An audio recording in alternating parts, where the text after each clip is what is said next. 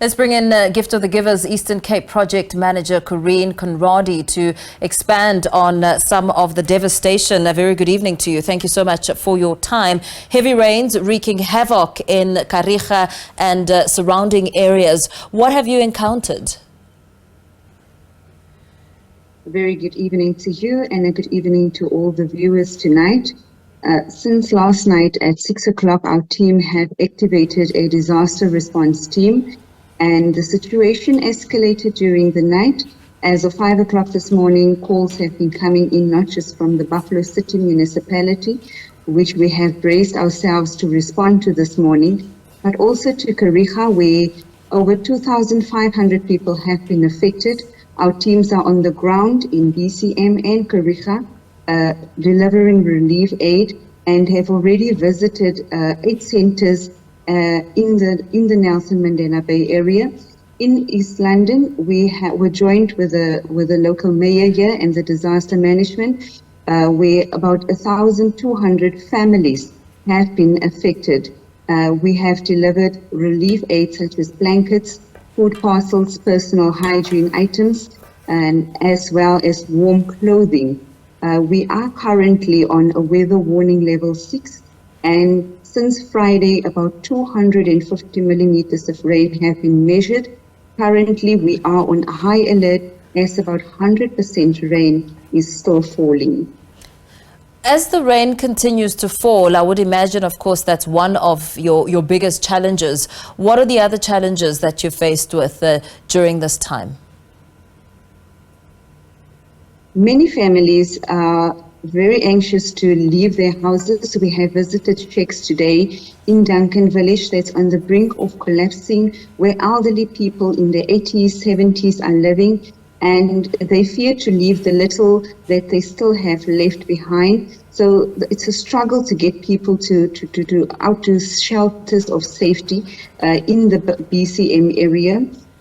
And also people that's on chronic medication, whose medication have been washed away. We are speaking to the Department of Health to come and assist while people are standing in lines waiting for relief aid. Some of them would get sick, some of them would get epileptic fits, which is one of the major concerns at the moment. Also, there's been low-lying breaches. Our teams had to rescue people from a taxi this afternoon, where children, including an 8-month-old pregnant woman, were trapped as water started to fill the vehicle, and we had to rescue them from the windows and take them to a place of safety as well. The psychological impact must be massive as you talk to us about these incidents that have really devastated people's lives. In your interactions with those who are in the middle of this and experiencing this pain, what are the feelings? What are you getting from them? People are devastated, families are heartbroken, and also for us as the response team, it's heartbreaking to see people's livelihoods affected, people's houses have been damaged, cars have been washed away, children have been affected, people standing in queues while it is raining. They were soaking wet, waiting for food, and people are anxious, and many of the people are already living in poverty.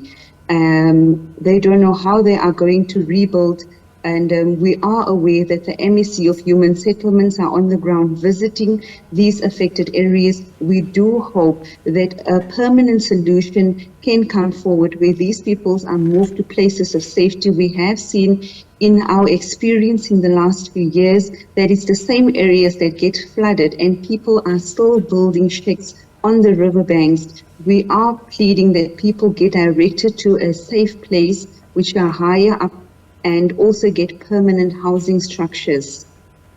How imperative will it be for your collaboration with the various government departments at this stage? I mean, you've mentioned, for one, the importance of the health department, because some people need urgent chronic medication. Our Gift to the Givers focus at this moment is to deliver the immediate relief aid which people require.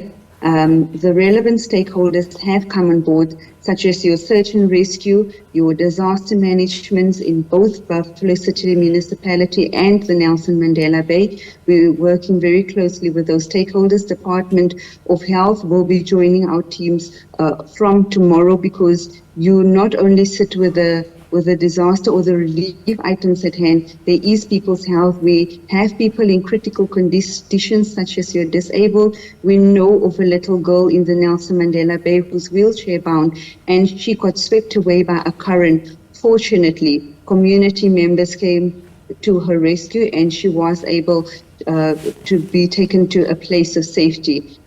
Also, as the Nahoon Dam is rising, a 13-year-old is still missing, including a 20-year-old. We are monitoring the situation, and at any given stage where it gets to a stage where the local disaster managements are unable to assist, our teams are coming in from Cape Town and KZN and George, and we also have our search and rescue teams on standby. Very well. Thank you so much for speaking to us this evening there. Gift of the Givers Eastern Cape Project Manager Corene Conradie, giving us a sense, painting a picture, a very devastating picture on the ground following the severe weather conditions.